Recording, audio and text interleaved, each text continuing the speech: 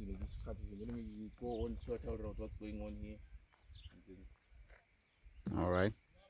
This part of our rockeries. The rockeries, we recycle some of these things that we've used that we don't use anymore.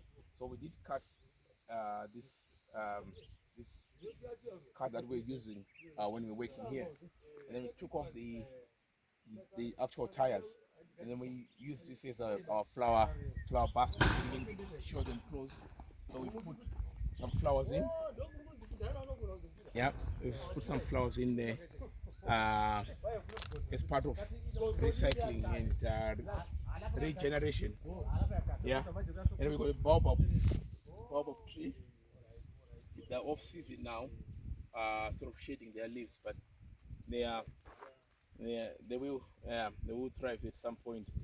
That's the baobab tree there. If you come across here, I'll show you. If you come across here, what you're trying to dig here is it's a fire pit, but it's quite small. It's quite small. With social distancing, we got to expand, go this way a little bit, and go that way a little bit to allow social distancing. And then you can make your fire here. Then we built some terraces for people can sit um, and see the sunrise and sunset and whatever. But across here, so we will try and expand this so that it allows space and social distancing. But when you come over here, this is an outdoor sitting area where you can sit and have your meal, and also you have a pizza come just next to you. See the chef cooking. You can see the chef cooking there, and within the next week or the next 2 days, we are going to try and put some slabs here for for this part of the construction. And we'll put a roof as well. By the end of the week, we'll have a roof here. So that's our pizza oven. So we have a pizza oven here. It's all insulated inside. There is insulation foil just to keep the heat inside. And these are what we call clay bricks. They are different from these ones. These are ordinary um, wangi bricks, which are local. The local bricks, and these are not local. They're clay bricks. Just a few of them to sort of keep the heat in. And this is where we keep our logs in. And then this is a grill. There's a grill. Then here we put in gas stove here, and this is another grill again. That's a serving table. Yeah, so that's how it looks like. And then we can show them part of the decoration that's coming up in there. We could put on some fairy lights in there, and then here I will when you can zoom up here. I don't know if you can have a look. I'll show you what's here. Okay, this that we did take this area. You can come in, cameraman. I'll show you. This is our plan is to have a swimming pool here. Uh, to be honest, we've run out of money. We haven't got money to build this swimming pool, but we've done part of it, of the digging, and we've dug it. We haven't got. It does cost quite a lot to do a swimming pool, but we've also learned. We've made mistakes. We've dug it almost 2 meters this side. That's the deep end. That's you can see me how we just show you. This is this is a deep end. We've dug this by hand, manually by hand, no machines. So that's quite an amazing job to do, and it's extraordinary. Yeah. So we we do thank the local community. It's all dug by the local community by hand, no machinery, no digger, nothing. But we made a mistake. We shouldn't build swimming pools in rural areas that are 2 meters deep because people probably might can't swim, and we would have to have a lifeguard looking after the place. So we're gonna have to fill up this place again to make it at least about a meter also, so that we don't have accidents. People that can't swim jumping in here. So in future, but we're putting this on hold. We're not doing the swimming pool. It's too costly, and we can't afford it. So we just do what we can afford, and we can just leave it until to a certain point when we have a little bit of money, and then we take it on. And but our clients would understand that we at least we have tried. Um, we we can give them the outside showers for them, and I'll come and show you the outside showers that we have. Um, that we help on that. Okay. This one, this is pavilion, this meeting area. Yeah, this is the central part of the village complex. So after a day out, game drives, Victoria Falls, water rafting, um, patch diving, and all sorts. You come here, you rest, you give you refreshments. You can have a glass of wine, whatever you want to have. So this is done here, and we have gardens as well. These are the accommodations. So the accommodations going is like a semicircle kind of approach. But our main plan or our thinking is to have gardens that are sort of therapeutic, you know, and we want to try and prove that we can have gardens here that can make people relax. And this is part of the plan. It's the dry season, and it's hard to keep them green. Its water is tight here. It's very scarce commodity to have water here. So you can see for yourself. So this is a mating season. You can see this guinea fowl on its own. That's a male. So it's been chased out from the other one because they're all after the hens, and it's the mating season for guinea fowl. So it's exciting times. We're going to have eggs in the next month or so. So we can tell by the behavior of these guinea fowls. We've looked after them for a while, and we know what's happening. We're going to have eggs very soon. And the beauty about this is we've created um, a safe haven for other for nature to thrive here. We've got birds that are coming in for water, and we feel water around. So we've got water points around for wildlife. And let's show you the accommodation. Right. Follow me. Okay. So, right, this is one of the accommodations that he could have. It's still a lot of work to be done, but you can tell that quite a lot has already been put. No windows yet. Um, that is the next thing, and these will get polished again as time goes on. And this is all hardwood done by regenerated wood that has been made to make these frames. Are very, very, very strong. These frames are very, very strong, and are made from local hardwood. And in here is standard. It doesn't look that nice yet, but you might be wondering what all these signs are. This was a position for a window, but we've closed it up.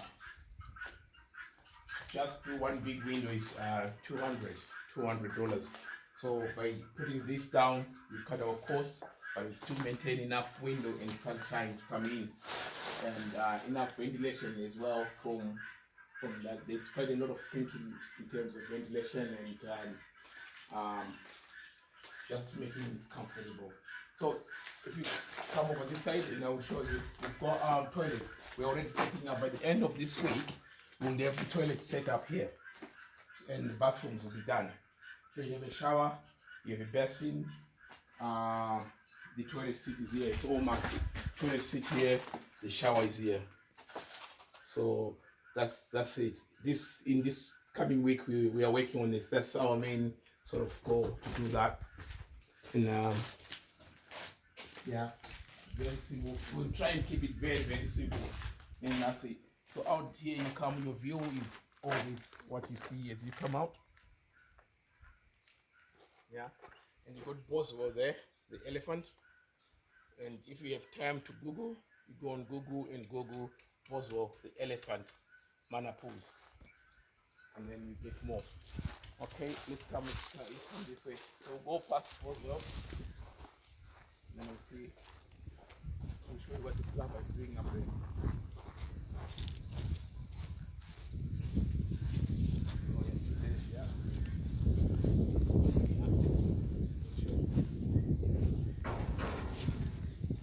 So here is Boswell. This is the most celebrated elephant actually in the entire world, and it's still alive. It's a good time to be alive. We are probably the only place that celebrates it as well. So Boswell is found in Manapus. This is part of the Manapus National Park. And it's looking after a generation of elephants and teaching it to stand on two legs. And it does that perfectly well. And we celebrate it here. And this is where it stands. But it's still alive, so you get a chance, Google Boswell Manapus and you find it. So there we are, life size. Come in, I'll show you. So you can see that everybody is quite busy doing what they are. We are creating a village, what we call the next generation of African villages that create employment and also stand out to create microeconomies that are self-dependent on themselves. So here is people living with nature in harmony, and we have this kind of setup here. So you can see that's a round hut. Right to this one. Some people prefer a round hut. Some people prefer this. Let's go and see this one first.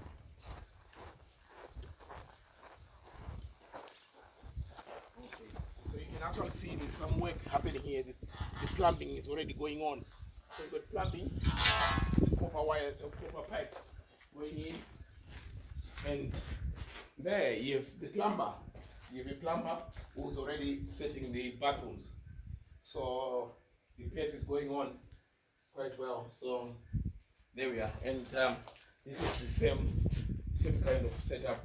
And you can see, like I said, you will take down some of the windows because there were too many and probably will be too costly. So that is it, and good job done by the plumber there. So yeah, so that's what you see. So on this side, it's all wild. There's nobody who lives this side of the world. So we'll have a camping site over that side where people can camp. It's all wild. With wildlife coming all over the place. Anytime you can just see elephants in any of that. But and we've got lions as well. We've only just last week we had lions roaming around here. But we got to learn to live with nature, and that's it.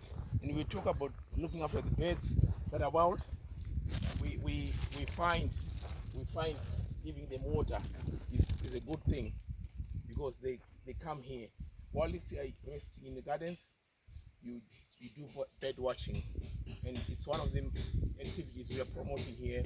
Bird watching is an exciting thing that our young boys here are actually practicing. The cameraman is also one of those who's training to be a content creator, and this is part of the project, a bigger project. So I'll show you someone. So when we look after these plants, I'm just going to show you an example. It's a dry region. Wanga is very, very dry.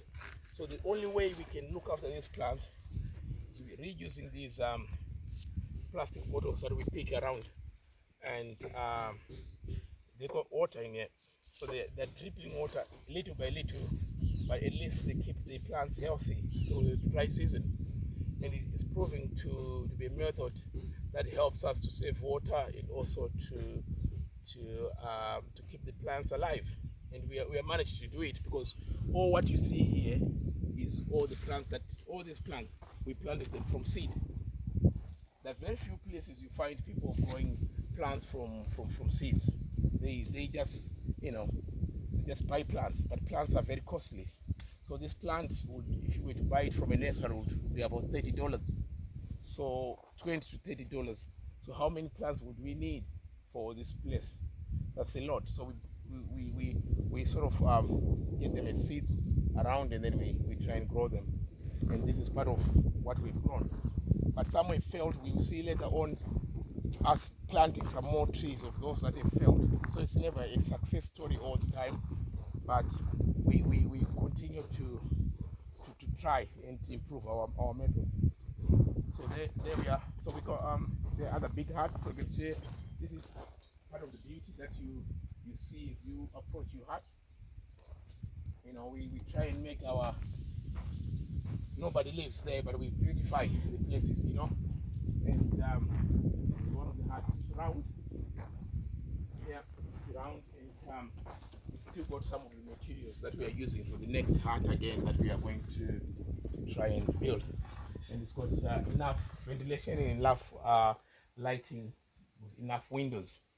And this is the next generation of African huts that we are coming up with. And that one again, this one is still under construction. Yeah, that's the material there. We might be able to finish this one before the rains. We might be. So hopefully.